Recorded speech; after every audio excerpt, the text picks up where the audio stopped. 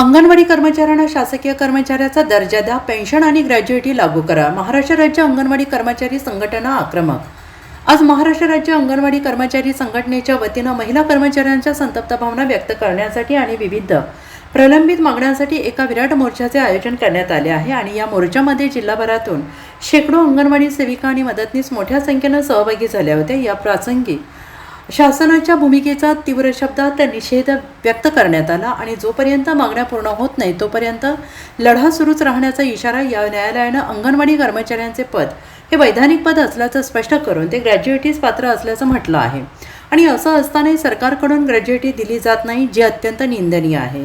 अंगणवाडी कर्मचाऱ्यांना तातडीनं पेन्शन आणि ग्रॅज्युइटीचा लाभ मिळावा. अंगणवाडी सेविकांना शासकीय सेवेचा आणि कायम कर्मचाऱ्याचा दर्जा देण्यात यावा.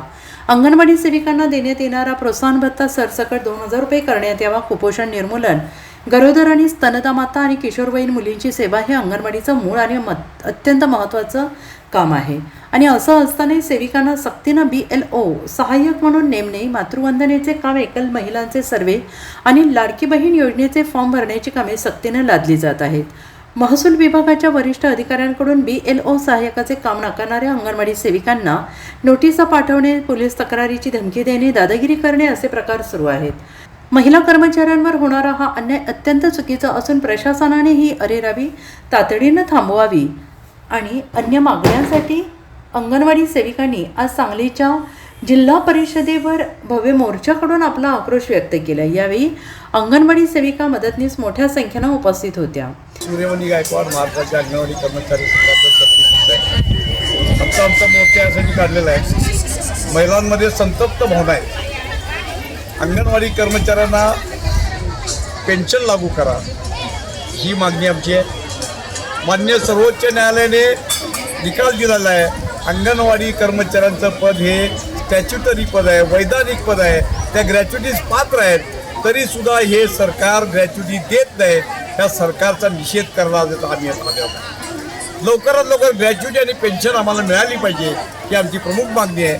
त्याचप्रमाणे अंगणवाडी सेविकेला शासकीय सेवेचा दर्जा, कायम कर्मचाऱ्याचा दर्जा मिळाला पाहिजे, यासाठी आमचा मोर्चा आहे. त्याचप्रमाणे अंगणवाडी सेविकेला प्रोत्साहन भत्ता जो दिला जातो, तो प्रोत्साहन भत्ता सरसकट 2000 रुपये देण्यात यावा. आणि योजनाबाह्य कामं कुठलीही अंगणवाडी सेविकांना देऊ नये, कारण अंगणवाडीचं काम हे अत्यंत महत्त्वपूर्ण काम आहे. अंगणवाडी कर्मचाऱ्यांचं काम हे कुपोषण निर्मूलन करण्याचं काम आहे.